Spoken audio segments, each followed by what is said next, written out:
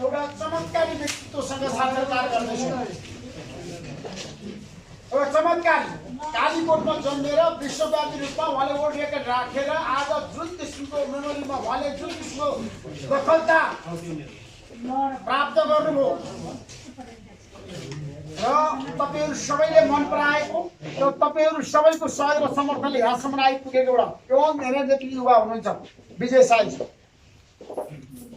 र उहाँसँग reporters club नेपालले एउटा विशेष साक्षात्कार कार्यक्रम गर्ने धेरै पत्रकार साथीहरूले खोज्नु भएको कारणले गर्दाखेरि सोशल मिडियामा उहाँलाई धेरैको सहयोग र समर्थन पनि भएको कारणले गर्दाखेरि रिपोर्टर्स क्लब नेपालले विजय साईसँग एउटा अन्तर्क्रिया गर्ने उहाँको आगामी कदम के छ कसरी कार्य हुन्छ के गरिँदैन उहाँ पछिल्लो समय काठमाडौँ आइसकेपछि उहाँलाई अस्ति जान चाहन्छु कार्यक्रम अन्तर्गत दिइसकेपछि धेरै नेताहरूले खोजेका छन् उहाँ कहाँ कहाँ जानुभयो उहाँलाई प्रधानमन्त्री पनि भोलि हेर्दै हुनुहुन्छ त्यसैले गर्दाखेरि मैले पाएको सूचना त्यसैले गर्दाखेरि उहाँको बारेमा आज तपाईँहरूले के प्रश्न छ उहाँलाई सोध्नुहोस् उहाँले उत्तर दिनुहुन्छ आफू राख्नुहुन्छ र एउटा चमत्कारी व्यक्तिको रूपमा नेपालको चाहिँ जनता बिचमा उहाँ आउनुभएको छ उहाँको चाहिँ साँच्चीकै अहिले यो चाहिँ स्मरण शक्ति देखेर धेरै मान्छे आश्चर्यचकित पनि भएका छन् मलाई धेरैले फोन गरेर सोधे के हो त विजय साईजीको स्मरण शक्ति ऋषि धमलाजी जनता जान चाहन्थे बताउनुहोस् भनेर मलाई धेरैले भनेको छ त्यसैले आज म तपाईँहरू सामु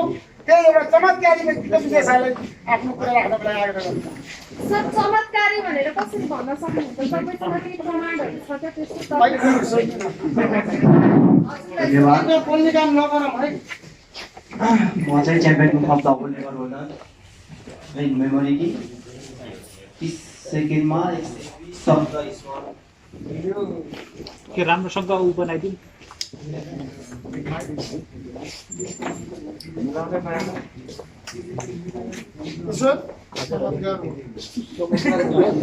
शब्द स्मरण गरेर मैले विश्व रेकर्ड आफ्नो सफल भएको थिएँ त्योभन्दा पहिला सागर भुजी भारतको 1 मिनेटमा 52 शब्द स्मरण गरेर विश्व रेकर्ड राख्नु भएको थियो भनेपछि मैले सम्पूर्ण विश्वकै सम्पूर्ण मान्छेहरूको मध्ये चाहिँ मैले सम्पूर्णको रेकर्ड ब्रेक गरेर म चाहिँ champion book of the world record holder in memory king भएको छु। अबको दिनहरुमा म यहाँ यो स्थानसम्म म कसरी आइपुगेँ भनेपछि फर्स्ट अफ अल त म सुरुमा आफ्नो स्कुल लेभलबाट स्टार्ट गर्न चाहन्छु। म चाहिँ 1 देखि 10 सम्म चाहिँ श्री कालिका सेकेन्डरी स्कुल गेला कालीकोटमा पढेको र सँगसँगै मैले त्यो सँगसँगै मैले कलेज चाहिँ श्री कालिका सेकेन्डरी स्कुल पी सिमकोटमा मैले अध्ययन गरेको भनेपछि एसएलएससी सम्म चाहिँ म यो ठिकै विद्यार्थी थिएँ नर्मलै थिएँ र 11-12 मा चाहिँ म जब काठमाडौँ प्रवेश भएँ काठमाडौँ प्रवेश हुन लगत्तै मैले 11 साइन्स चाहिँ मैले रोजगार घरमा चाहिँ म साइन्स पढेँ र इक्जाम चाहिँ मैले आफ्नो कालीकोट भन्ने ठाउँमा दिएँ।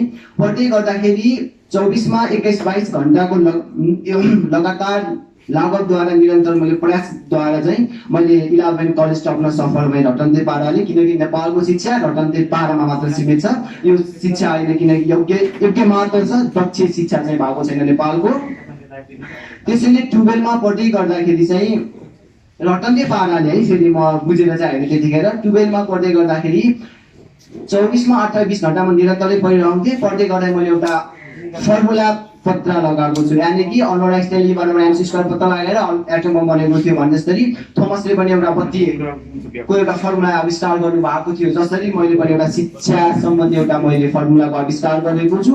त्यो फर्मुलाले सम्पूर्ण नेपालीहरूलाई योग्य दक्ष बनाउँछु भन्ने मैले प्रतिबद्धता बनिएको छु किनभनेपछि अहिलेसम्म नेपालको शिक्षाले देश चलाउने मात्र काम देश बनाउने होइन चलाउने मात्र काम गर्यो भन्दा फरक पर्दैन। त्यसैले हजुरको साथ समर्थन भयो भने म पक्कै पनि नेपाललाई विश्वमा 1 नम्बरमा पुर्याउन चाहन्छु किनभने नेपालमा सबैभन्दा विश्वमा सबैभन्दा नराम्रा स्कुल कलेज नेपालमा पर्दछन् र त्यो सँगसँगै मलाई दुःख लागेको कुरा के हो भनेपछि एक कक्षामा नेपालभरि एक कक्षामा पढ्ने विद्यार्थीको संख्या 14 देखि 15 लाख हुन्छ। यो सबैलाई अवगत नै भएको कुरा हो र त्यसपछि लगत्तै एससी दिदासम्म चाहिँ 4-5 लाखले मात्र भाग लिएको देखिन्छ। यो कति विडम्बना छ शिक्षामा। अब म यो शिक्षालाई चमत्कार शिक्षा बनाउन चाहन्छु जस्तो शिक्षा कि अब अहिलेसम्म नेपालको साक्षरता 67% छ लगभग हाराहारीमा अब चाहिँ म यो शिक्षालाई चाहिँ 100% 100% गरेर विश्वमा 1 नम्बरमा पुर्याउन चाहन्छु। अरू विधामा भन्दैन र यो शिक्षाको विधामा चाहिँ यो बिएसआईले आज रिपोर्टर्स क्लबमा मलाई ऋषि धमला सरले मलाई यहाँ बोलाउनु भयो, यसको लागि पनि म एकदम आभारी छु। किनकि उहाँले बोलाउने बित्तिकै म आज यो भन्न पनि चाहन्छु कि आज मैले अब सोचेको के छु भने हजुरलाई पनि एउटा प्रश्न त पक्कै पनि उठ्छ, हजुरले अब शिक्षित बनाउने कसरी बनाउने, तर मैले एउटा अपनाएको छु।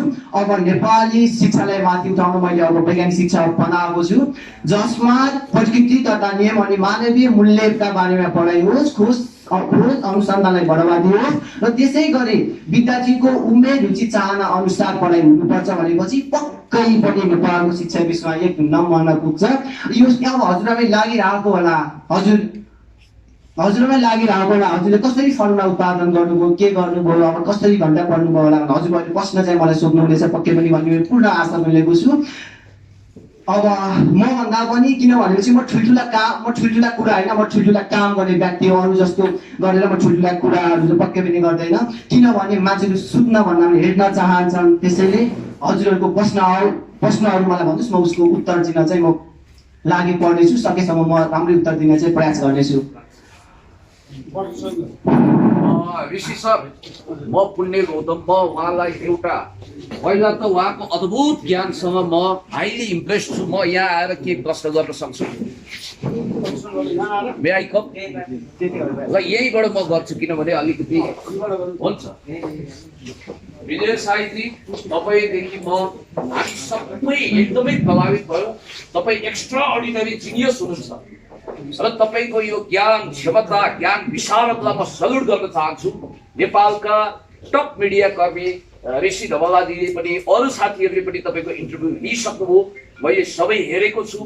म आश्चर्यचकित भएँ, अद्भुत ज्ञान क्षमताको सागर हुनुहुन्छ तपाईँ। यस्तो लाग्छ कि अल्बर्ट आइन्स्टाइन अहिले जीवित भइदिए तपाईँसँग गुरु थाप्नुहुन्थ्यो उहाँले। कार्ल मार्क्स यदि यहाँ तपाईँको अगाडि आइदिएको भए, यदि उहाँ अहिले जीवित हुनुहुन्थ्यो भने सेल्फी खिच्नुहुन्थ्यो। डोनाल्ड ट्रम्पले तपाईँको यो ज्ञान क्षमताको विषयमा नआस्नु होला, यो रियालिटी हो होइन। म अलिकति भूमिका बाँध्छु, त्यसकारण तपाईँ भनेको अल टाइम बेस्ट एउटा एकाडेमिसियनको रूपमा, संसारकै सबभन्दा अद्भुत व्यक्तित्वको रूपमा, स्यामुअल पी हन्टिङटन भन्दा ठुलो विद्वानको रूपमा स्थापित हुनुहोस् अमेरिकी लाइब्रेरी अफ कङ्ग्रेसमा तपाईँको बारेमा छलफल होस् र म तपाईँसँग केवल तपाईँको यो ज्ञानलाई यो प्रश्न नउठाउन् मान्छेले कि केही निश्चित किताब भोगेर तपाईँले यो गर्नु भनेर जसले त्यो प्रश्न उठाउँछन् त्यो प्रश्नको जवाब मजासँग त्यसलाई खण्डन गर्ने अहिले तपाईँलाई सुनौलो अवसर आएको छ। म चाहन्छु तपाईँले यहीँबाट त्यो खण्डन गरिदिनुहोस् र तपाईँको यो अद्भुत ज्ञानलाई यहीँ प्रमाणित गरिदिनुहोस्।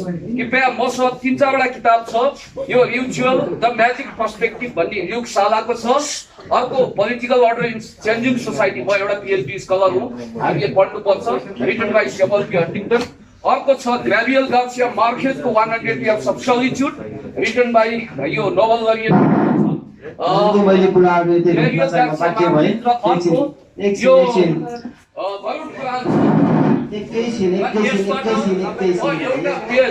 तपाईँले कृपया यो हेर्नुहोस्,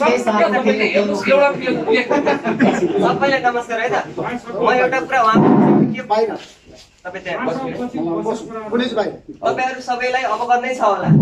एउटा मात्रै मिडियामा नभएर प्रत्येक मिडियामा चाहिँ अहिले विजय साईले प्रत्यक्ष रूपमा लाइभमै डेमो गरेर देखाइरहनु भएको छ। तपाईँले सायद नदेखेको कसैले पनि छैन होला। उहाँले भन्नुभयो कि यो किताबको विषयमा कुरा गर्नुभयो। यो विषयमा भोलि या पर्सि कहिले हुन्छ हाम्रो प्रधानमन्त्रीसँग मिटिङ हुन्छ, त्यहाँ डेमो हुन्छ, यस्ता कतिवटा किताब छ त्यहाँ ल्याएर आउनु होला भनेर मलाई भन्न चाहन्छु।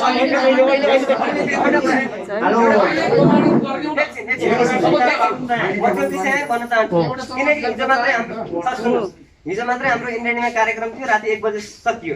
अब तपाईँले भन्ने बित्तिकै अहिले ल हेर्नु त यो 5 मिनटमा सकिएर गयो, ठिक छ मैले माने, तर यसलाई फर्मुलामा कन्भर्ट गर्नलाई तपाईँलाई 2-3 घन्टा शान्त वातावरणमा रेस्ट गर्नुपर्छ। रेस्ट गरेर तपाईँलाई यो बुक चाहिँ म कुरा गर्छु, अझै 2जना स्टप भइदिनुहोस् एकैछिन। धेरै चिनी खाएपछि तितो हुन्छ, धेरै चिनी खाएपछि तितो चाहिँ पक्कै पनि हुँदैन, सुगर चाहिँ पक्कै पनि हुन्छ। किनकि बस्नुभन्दा पहिला ऊ कस्तो अवस्था छ त्यो हेर्नुपर्ने एकदम जरुरी हुन्छ। हाम्रो पुण्य गौतम सरले भन्नुभयो एकदमै किताब ल्याउनुभयो, त्यसको लागि म एकदम खुसी छु। तर उहाँले सोध्नु पर्ने हो या सोध्नु पर्ने भाइ कसरी अगाडि गर्न सकिन्छ, के गर्न सकिन्छ, यो भनेको उहाँले 81 छटन दिनुभयो। विजयसाईले अब फर्मुला युज कसरी गर्छ, के गर्छ सायद मलाई थाहा पनि छैन होला, जहाँसम्म लाग्छ मलाई होइन। त्यसैले बोल्नुभन्दा पहिले सोच्नुपर्छ, बस्नुभन्दा पहिले राम्रोसँग हेर्नुपर्छ भन्ने चाहिँ सबैलाई पनि थाहै नै छ।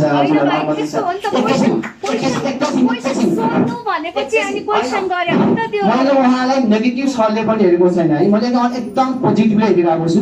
किन भनेपछि यो किताब मलाई पढ्न धेरै 4-5 मिनट मात्र लाग्छ, किनकि अहिले म समग्र यो रिपोर्टर्स क्लब लगायत हाम्रो सिसी सरसँग पनि म प्रत्यक्ष छु। त्यसै यो किताब पढ्न मलाई 4-5 मिनट लाग्छ, किनकि भाग्य नेपाली सरकोमा पनि मैले प्रत्यक्ष डेमो देखाएर 10-12 मिनट मैले एउटा आएको किताब पनि सकाएको छु र त्यसै चाइनिज किताब पनि सकाएको छु। त्यो लगायत हाम्रो ऋषि सरसँग पनि मैले प्रत्यक्ष महाभारतदेखि लिएर नेपाली शब्दकोश पनि गरेको छु भनेपछि उहाँले मलाई बुझ्नु भएको छ, जान्नु भएको छ र लगायत नेपाली पनि जान्नु भएको छ होला। त्यो सँगसँगै उहाँ हाम्रो पुण्य गौतम सरले पनि उहाँले पनि जिज्ञासा हुन्छ नहुने होइन, किनकि यो भनेको एउटा अद्भुत क्षमता जस्तै हो। तर म यो यहाँबाट के भन्न चाहन्छु भनेपछि पुण्य गौतम सरलाई चाहिँ सर हेर्नुहोस्, एउटा किताब पढ्न मलाई म्याक्सिमम 4-5 मिनट लाग्छ। मैले यो किताब चाहिँ यस्तै एउटा हिजो सी जिनपिङ भन्ने एउटा यो हाम्रो अहिले चाइनाको राष्ट्रपति सरले चाहिँ उहाँले चाहिँ हिजो मलाई प्रचण्ड सरको मैले प्रत्यक्ष एउटा डेमो पनि देखाएको छु, अवगत नै भएको छ उहाँहरूलाई। त्यसै गरेर हजुर पुण्य गौतम सरले पनि म के भन्न चाहन्छु भनेपछि यो स्टेजबाट एउटा किताब पढ्न मलाई धेरै 4-5 मिनट मात्र लाग्छ पुण्य गौतम सर। तर बट है फेरि सरले सुनिरहेको बट तर त्यो किताबमा चाहिँ मैले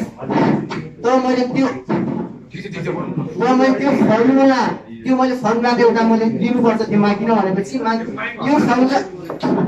त्यो फर्मुला मैले दिमागमा घुसाउन लागि म्याक्सिमम 3-4 घन्टा लाग्छ मलाई प्रत्येक पनि पुण्य गौतम सर। म तपाईँलाई नै मजाले भनिरहेको छु, अरूलाई मिडियाहरूलाई पनि थाहा होला नहोला, हजुरलाई पनि भनिरहेको छु 3 देखि 4 घन्टा लाग्छ। यो अवगत तर हाम्रो ऋषि सरलाई पनि अवगत नै छ। एकदम त्यो मौका हजुर अब थोरै समय पर्खिनुहोस्, किनभने हजुरको पनि मैले भिडियो हेरेको थिएँ एकछिन, त्यो मैले हजुरको भिडियो तर कुनै पनि चिजहरू हेर्नुभन्दा पहिला बुझ्नु एकदम जरुरी हुन्छ। हजुर अब आफैले युट्युब किन्नु भएको कि त्यो भनेको पढेको कुरा हो, त्यो सुन्नु बुझ्नुहोस् अनि कुरा गर्नुहोस्। पुण्य गौतम सर म तपाईँको एकदम खुसी छु, किताब ल्याउनु भयो। मलाई अहिले भन्छु नि म नौ र मासुको जस्तो सम्बन्ध किताबसँग मेरो चाहिँ, किताब भएपछि मलाई अहिले कुनै पनि के पनि सरकार छैन मलाई। तपाईँ मभन्दा एक्स्ट्राअर्डिनरी हुनुहुन्छ, आई नो भेरी वेल। तपाईँको ज्ञान, म पिएचडी स्कलर होला, तपाईँ +2 मात्रै हुनु होला, तर तपाईँ असाधारण हुनुहुन्छ, मलाई राम्रोसँग थाहा छ।